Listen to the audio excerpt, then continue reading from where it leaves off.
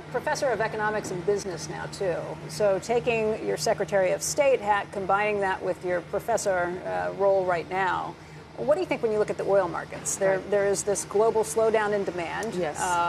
Watching what's happened with that, but then at the same time, all of these issues happening in the Strait of Hormuz. What happens next? I always think, Becky, that if we'd been sitting here 10, 15 years ago with that kind of tension in the Strait of Hormuz, we would have been seeing oil prices spike through the roof. But we're seeing a structural change in the nature of oil markets, largely because of the North American platform, because of the United States and Canada and even Mexico able to take a role in so much of the demand. I think you're seeing a calmer set of oil markets.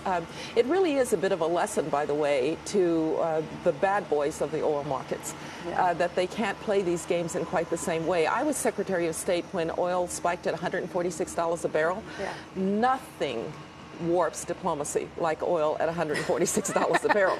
You had Hugo Chavez buying elections all over Latin America. You had the Iranians refusing to come to the table to negotiate about their nuclear program. You had the Russians talking about cutting off supply of gas to the Ukrainians and by implication to Eastern Europe, even to Western Europe.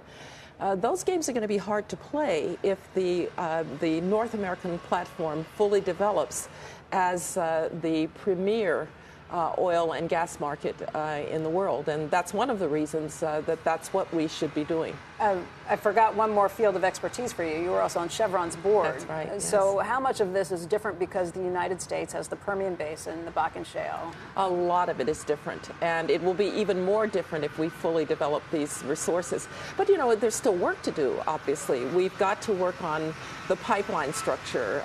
We need to work on the terminal structure to be able to supply abroad. And one of the things that we're going to have to do is continue to build the relationship between Canada, the United States, and Mexico. It's one reason that the follow-on agreement to NAFTA, the U.S.-Mexico-Canada trade agreement, is so important. And I know that there are a lot of questions about it that Congress has, but I really would urge people to take a hard look at it and to pass it.